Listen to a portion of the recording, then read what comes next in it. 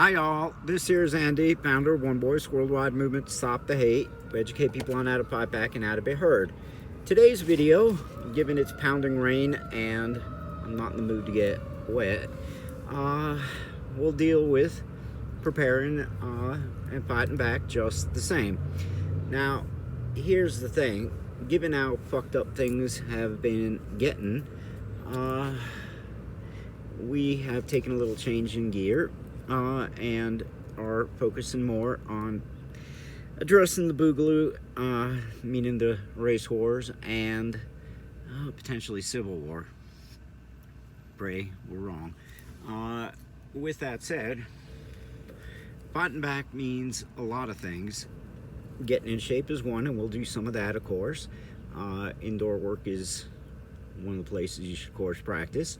But secondarily, getting prepared. Now, here's the thing. While we're setting up vet camps and various other things to address such a situation, here's a way that you guys can be a lot safer very easily. One, if you're walking down in a shitty area and someone's giving you a bad time, those guys in green on the corner, the vets, well, they signed up. It's voluntary because they live to serve. They're out there to defend you. You know, they may be homeless, but they're still wearing their vet suit. It's not because it's the only thing they ever had. It's because it's pride. They're proud of what they do. They're protecting the street corners. So just go up to them, explain what's going on, and they'll help you. Green is green. That's all they see. They don't give a shit about your race, religion, or anything else. With that said, likewise, we're setting up vet camps, but in order to cover your ass, one thing you can do, go find the vets. You can go to the contact the VA or other places and hand them a buck or two, or give them a rag for a mask or whatever, give them a bag of weed, whatever works for you, and talk to them and ask if they are the commander of a vet camp or they know where any are, and if so, treat them lunch. Have them take you there, talk to the commander, give them a few bucks, ask what they need, and you can explain what you're doing and why as you're preparing to cover your ass just like they are. And you know, you want to help them, and should shit hit and the fighting begins, well, you tell them whatever you think is appropriate. You're looking to fight, you're looking to help, behind the lines, whatever. As one voice, it's a united effort, left and right, really against the hate. So even if we come to civil war, we will not be fighting with each other. We'll be fighting against the white supremacists and the other kind of assholes like that. Because, you know, I can tell you, I don't want to have to fight my family. And I know you guys don't either. You know, we're all human. It makes us all fucking same in that sense. Alright, with that said, working out inside, especially when I have almost no space, makes for a challenge, you would think, but it really doesn't.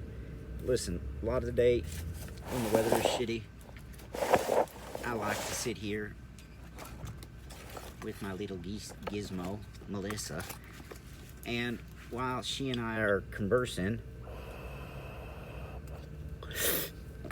there are a lot of things I do to keep myself in shape, especially when the weather tends to be shitty.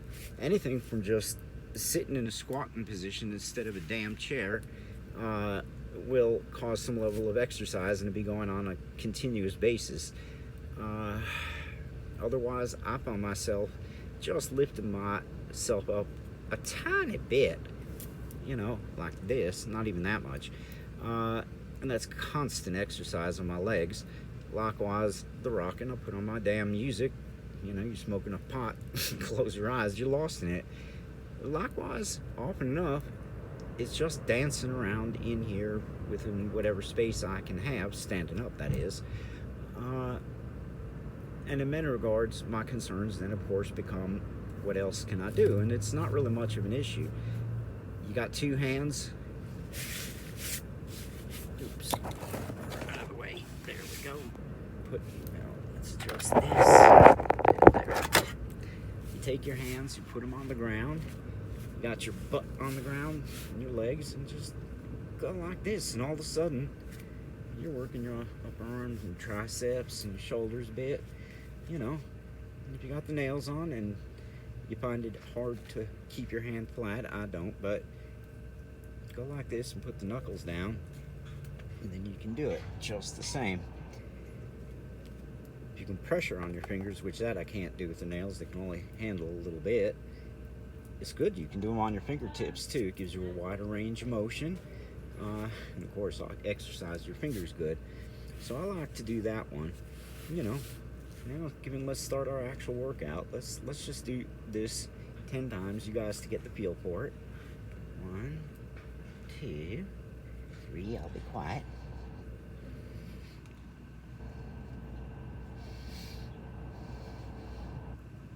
9, 10. See, now you feel it in them thingies, your little triceps. All right. Now, cross-legged is really nice too, because it offers other opportunity. You can go back and you just lean in and then push, or you can pull yourself, as in like this, against your knees and go like this. So you have the opportunity, depending on if you're pushing and working down or pulling and working up. You're working either here or in your back. You know, if you want to add more to it, then it's of course simple things like twist. If you're holding against yourself and really making it hard, you don't necessarily need to use your hands, but that increases it.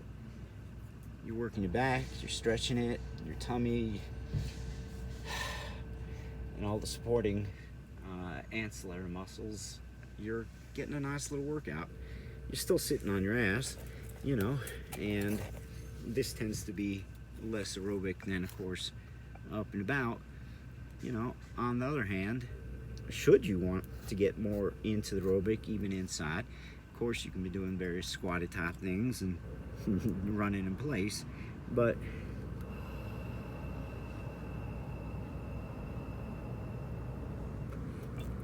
I find that one good thing, if I want to generate the aerobic, it's more a question of just getting my oxygen depleted and then maintaining that pace, just like you. So, you know, personally, the easiest thing isn't sitting. But if you work on contracting all your muscles as hard as you can and maintaining that, and fighting against yourself, like your arms, you can hold your arms out, but if you're using your triceps and biceps fighting against each other, it takes a lot of effort. If you do it hard enough for a while, you can relax it and pull and move at the same time, you will hit some level of aerobic. So let's give that a shot for just 1 minute so you can get the feel for it. You know, I don't want to tire y'all out, and if you really pull hard, it can get really exhausting even in a minute. So I'm just gonna start. Go, just pull, and I like to rock it because it works out my tummy and back, like I said. And remember to breathe, but keep pulling hard, not just over here and over here, but use your legs and your butt. Bring in everything. Now, the only thing I don't bring in is my neck. Not that it wouldn't be a good idea, I just don't like it. And whatever your parts you don't like, don't do. You know, there are plenty of variations on this one.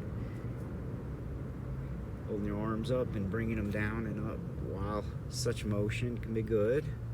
So you have a lot of latitude with your arms. Find what works for you. You know, and girls, listen, one of the nice things is you can add some weight over here. Adds a little jiggle. And it adds to the workout. You know, if you have the weights for your arms and wrists, that too can really help if you are stuck in social isolation, sitting on your fucking ass with jack shit to do and going out of your fucking mind. There's only so much pot you can smoke, so many fucking videos you can watch. You gotta do something! Well, this gives you something to do while you're doing the same shit that you're bored of. It, you know, it adds a little to it. And you know, the one thing that's very clear about COVID, pretty much applies to every fucking disease, whatever. The better the shape you are in, the better your odds of not dying. You know, there may be shit for medicine or government, but maybe doing jack shit, maybe the whole fucking world is completely fucked up with this disease, but you can fight back against it, get your ass in shape, do the stuff I was talking about tied to the vets and whatnot. You know, maybe you won't die. Alright, let's continue a bit with the exercises, just because now that the marijuana's kicking in, I'm in the mood. Well, maybe not. Fucking munchies kicked in. Alright, guys, I have no interest in this shit no more. I love you. Oh my god. Don't tell anyone my advice.